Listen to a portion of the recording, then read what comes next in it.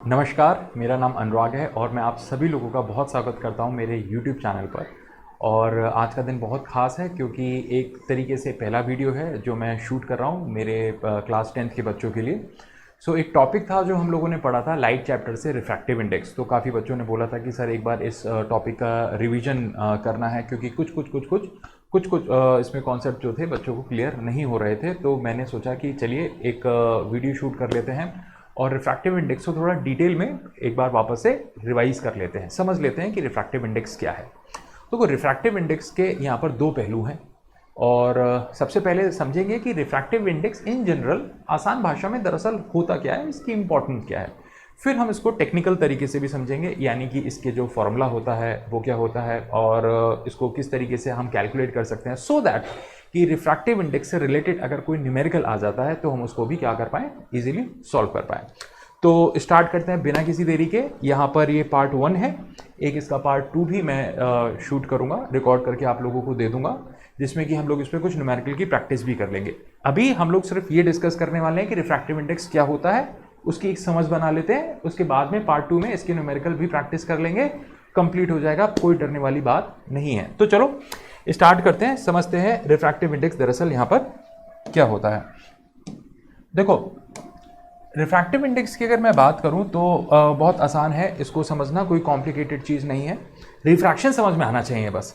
Refraction क्या होता है? रिफ्रैक्शन का मतलब होता है जब लाइट किसी एक मीडियम से, देखो मैं यहाँ पर बना देता हूँ, लाइट सपोज किसी एक मीडियम से, कोई एक मीडियम ले लेते हैं, सपोज यहाँ पर हमने एयर की बात कर ली, हवा से, ये एक मीडियम हो गया, रेयरर मीडियम है, से कहाँ जा रही है? पानी में जा रही है।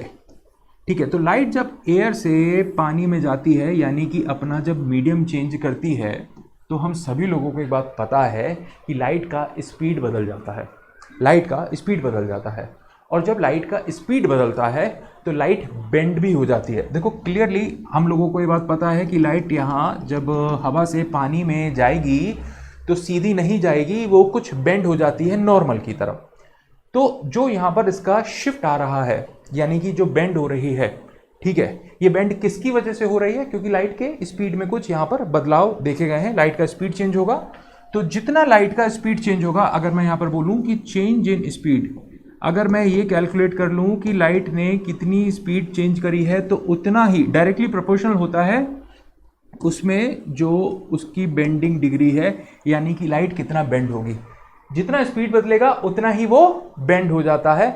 अब कितना बेंड हो जाता है, इसी को ना रिफ्रैक्टिव इंडेक्स कहते हैं। देखो जो स्नेल हैं इन्होंने ये बात बोली है कि एक्चुअली में जो रिफ्रैक्टिव इंडेक्स होता है वो बेसिकली क्या होता है, वो हमें ये बताता है कि जो एंगल ऑफ इंसिडेंस है और एंगल ऑफ रिफ्रैक्शन है, इसका अगर मैं एक रेशियो निकाल लूँ तो उसी रेशियो को हम लोग क्या कहते हैं?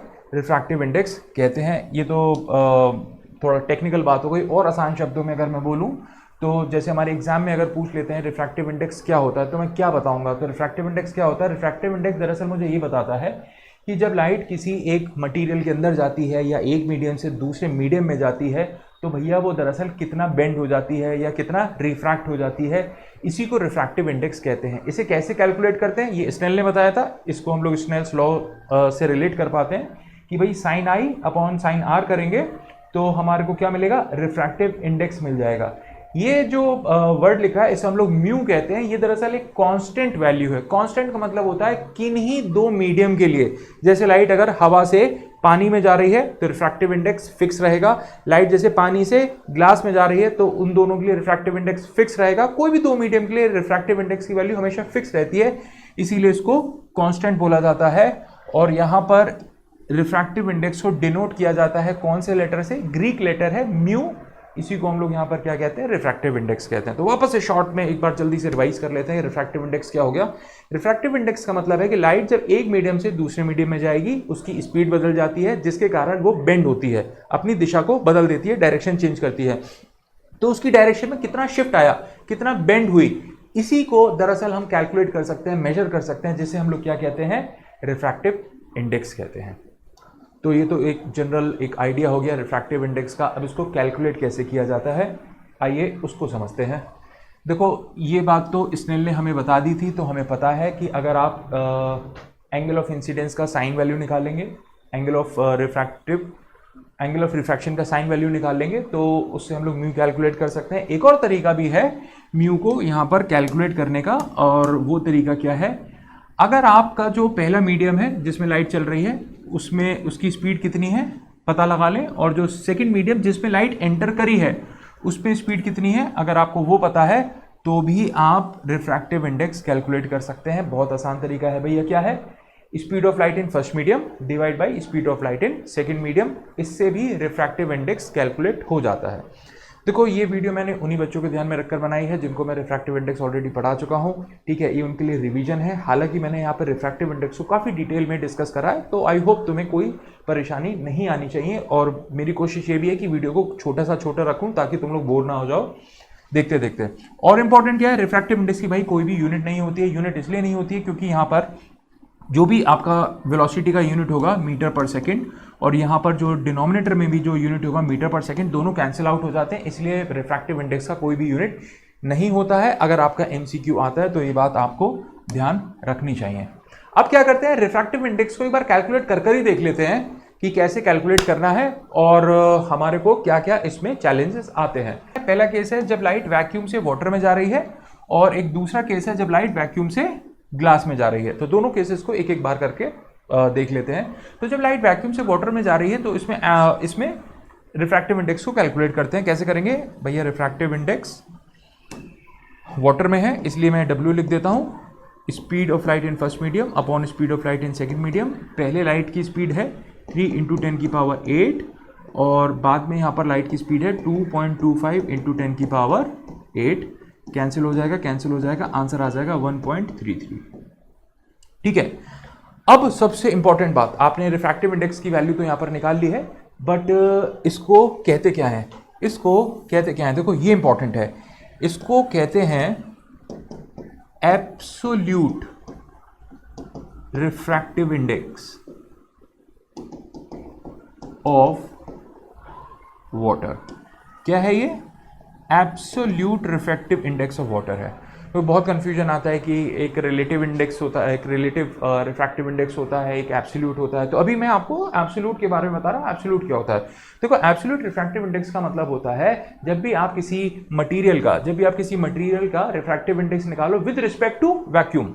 अगर लाइट वैक्यूम से उस मटेरियल में आ रही है तो उसका रिफ्रैक्टिव इंडेक्स को हम लोग क्या करेंगे? एब्सोल्यूट रिफ्रैक्टिव इंडेक्स कहेंगे। जैसे कि अभी हम लोगों ने यहाँ पर कैलकुलेट करा है absolute refractive index of water, जिसकी वैल्यू कितनी आ रही है? 1.33 आ रही है। बिल्कुल इसी तरीके से एक एग्जाम्पल और लेते हैं, थोड़ा और बेहतर समझ में आ जाएगा। यहाँ पर लाइट वैक्यूम से कहाँ जा रही है? ग्लास में जा रही है। वैक्यूम से ग्लास में जा रही है, लाइट बेंड हो रही है, इसी तरीके से लाइट की स्पीड भी चेंज हो गई। चलो इसे भी कैलकुलेट करते हैं। इसको लिखेंगे हम लोग, क्योंकि ग्लास में जा रही है तो मैं यहाँ पे G बना देता हूँ सिंबल। वापस से V1/V2। पहले लाइट की स्पीड है 3 × 10⁸ मीटर पर सेकेंड, बाद में लाइट की स्पीड हो जाती है 2 × 10⁸ मीटर पर सेकेंड। कैंसिल आउट हो जाएगा, आंसर आ रहा है 1.5। तो ये 1.5 क्या है? ये है आपका absolute refractive index of glass. इसको हमने एब्सोल्यूट क्यों बोला? क्योंकि ये वैक्यूम के रिस्पेक्ट में है। इसको हमने एब्सोल्यूट क्यों बोला? क्योंकि ये वैक्यूम के रिस्पेक्ट में है। मगर ये किसका रिफ्रैक्टिव इंडेक्स है? ये पानी का रिफ्रैक्टिव इंडेक्स है, एब्सोल्यूट है। ये ग्लास का रिफ्रैक्टिव इंडेक्स है, एब्सोल्यूट है। तो एब्सोल्यूट जैसी आएगा, मतलब दिमाग में क्या आना चाहिए कि अच्छा किसके रिस्पेक्ट में लिया गया है? वैक्यूम के रिस्पेक्ट में लिया गया है। तो अगर ये क्लियर हुआ तो अभी थोड़ा आगे चलते हैं, रिलेटिव वाला केस पढ़ते हैं। उससे देखो तुम्हें चीज़ें और समझ में आ जाएंगी। अभी यहाँ पर हमारे पास जो दो केसेस हैं, क्या है कि लाइट जब एयर से वाटर में जाती है, और यहाँ पर हमने जो केस है चेंज कर दिया है, लाइट जब वाटर से ग्लास में जाएगी। चलो एक बार क्या करते हैं, इसको भी कैलकुलेट करते हैं। देखो अभी मैं क्या कैलकुलेट करूँगा, तो देखो मैं इसको कैसे लिखूँगा। एयर टू वाटर जा रही है, कैसे कैलकुलेट करेंगे? V1/V2। सो पहले लाइट की स्पीड कितनी है? तो वाटर में लाइट की स्पीड कितनी होती है हमें ऑलरेडी पता है, 3 × एयर में कितनी होती है? अच्छा, यहाँ इंपॉर्टेंट है, वैक्यूम में लाइट की स्पीड होती है 3 × 10⁸ मीटर पर सेकेंड। एयर में आती है, कुछ कम हो जाती है, पॉइंट्स में कुछ कम हो जाती है, बट अभी हम अपनी कन्वीनियंस के लिए सेम स्पीड ले लेते हैं। कितनी ले लेते हैं? 3 × 8 मीटर पर सेकेंड ही ले लेते हैं, और पानी में स्पीड कितनी होती है 2.25 इंटू 10 की पावर 8 मीटर पर सेकेंड, कैंसिल आउट करेगा तो आएगा 1.33।